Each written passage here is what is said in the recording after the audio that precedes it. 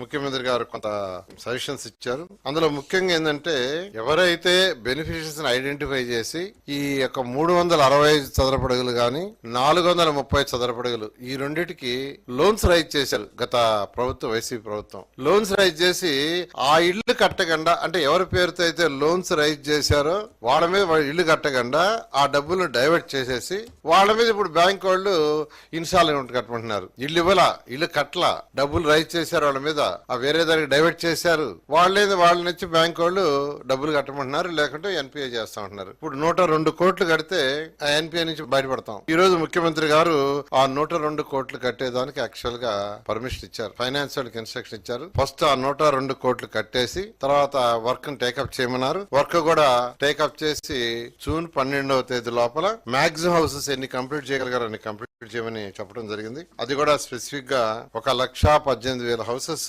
June 12వ తేదీ లోపల complete చేయమన్నారు. అంటే జూన్ 12కి 1 year అవుతుంది. ఈ లోపల 1,18,000 కంప్లీట్ చేసి ఇనాగరేషన్ చేయాలని ఈ రోజు యాక్చువల్ గా ముఖ్యమంత్రి గారు టిట్కో హౌసెస్ గురించి ఒక దిశానిర్దేశం ఇచ్చారు. ఆ డైరెక్షన్ లో ఈ రాష్ట్రంలో ఏదైతే టిట్కో హౌసెస్ 2014-19లో 7 లక్షలు శాంక్షన్ చేసి 5 లక్షలకి యాక్చువల్ గా అడ్మినిస్ట్రేటివ్ క్లియరెన్స్ ఇచ్చి 4,54,000 స్టార్ట్ చేసాం, ఆగిపోయినాయో వాటిని మళ్ళా స్టార్ట్ చేయమని ముఖ్యమంత్రి గారు ఇచ్చారు. వీటిని ఇమీడియట్ గా టేకప్ చేస్తామని తెలియజేయడం జరిగింది.